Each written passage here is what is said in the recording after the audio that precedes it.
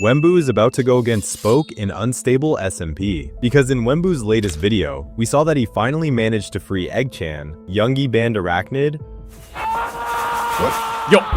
Oh!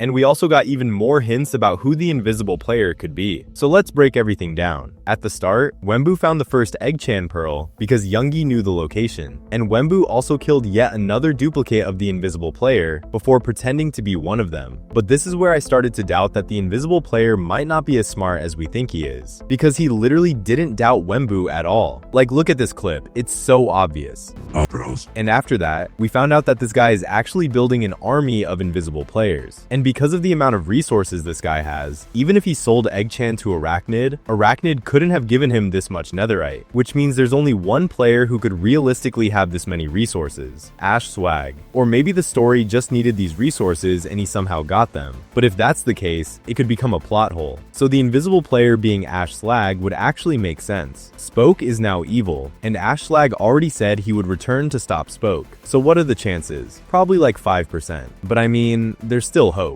We'll have to wait until we get more hints about the invisible player. Okay, so now let's jump into the second part of the video, Wemmbu versus Spoke. And honestly, I don't think it's going to be only Wemmbu versus Spoke. I think it could be Wemmbu, Parrot, Flamefrags, and probably Saporata and Clownpierce against Spoke, because Spoke has Null, and he isn't stopping until he takes over every dimension of unstable SMP. And he's going into the underworld in his next video, which might give him some clues about the tomb, and then he might visit the tomb next. Meanwhile, Parrot will somehow escape from Clownpierce, either with his totem, which might still be in his inventory, or with some kind of plan. Maybe Theo and Reyna will even come and save him. And for Flamefrags, he's returning to the main server. So is Wemmbu, which means the two of them can finally unite and start planning something after they realize what Spoke is doing. And Saporata, I think he's doomed, because one way or another, I don't think he's going to survive for very long. He needs to make his army stronger, because if Spoke goes all in against him, Saporata won't survive for long. So we might have to make a deal with the invisible player, or with Parrot, Wemmbu, and Flamefrags. Something like, let's stop the bigger threat first, Spoke and Null. Then we'll figure out who becomes king.